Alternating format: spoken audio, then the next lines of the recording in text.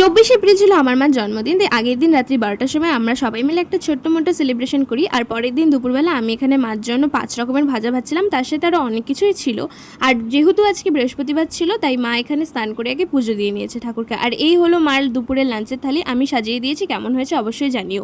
এরপর খাওয়া দাওয়া কমপ্লিট করে একটু রেস্ট নিয়ে আমি আর বাবা চলে গিয়েছিলাম। আমার একটা কেকের অর্ডার দেওয়া ছিল আগে থেকেই। মার জন্য আমি একটা কাস্টমাইজ করা কেক নিয়েছিলাম আর একটা কাস্টমাইজ করা গিফটও আমি অর্ডার দিয়েছিলাম সেটাই আনার জন্য। আর এই হলো কাস্টমাইজ কেকটা, কেমন হয়েছে অবশ্যই জানিও। এরপর মার সামনে সবকিছু সুন্দরভাবে সাজিয়ে দিলাম আর আমার গিফটটাও মাকে দিয়ে দিলাম। মা সবকিছুই সারপ্রাইজ ছিল, কোনো কিছুই জানতো না যে এত কিছু হবে মার জন্য। তো আর মার থেকে শিখে আমি মার জন্য পায়েস বানিয়ে দিয়েছিলাম, যেটা খেয়ে সবাই বলেছে যে না, পায়েসটা খুবই ভালো হয়েছে।